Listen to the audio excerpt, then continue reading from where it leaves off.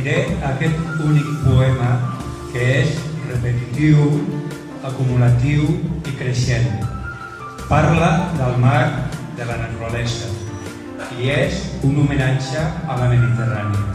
I és també una reivindicació del respecte i fusió a la Mare Terra.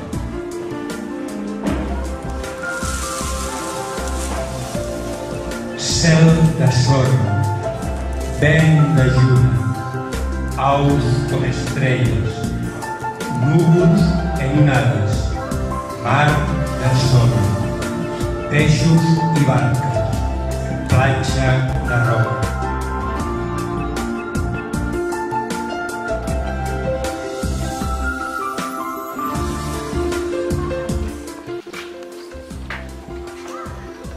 Hola. Hola, bona tarda.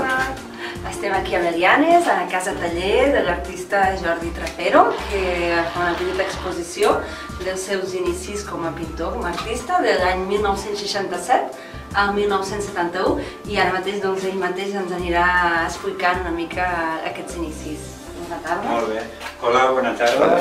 Què tal? Encantat. Molt bé, gràcies per venir. Ara us mostraré aquesta petita mostra, que és molt reduïda perquè només n'hi ha 12 obres, i és una selecció d'obres de la meva col·lecció particular d'artista dels meus inicis. La faig perquè estem des de fa 3 anys catalogant tot el conjunt de l'obra que és de la meva propietat, que no s'han venut. Fa 45 anys que em dedico a l'art, per tant és un procés molt llarg, he fet més de 150 exposicions a nivell nacional i internacional, i és una petita mostra molt íntima per mi i molt entranyable.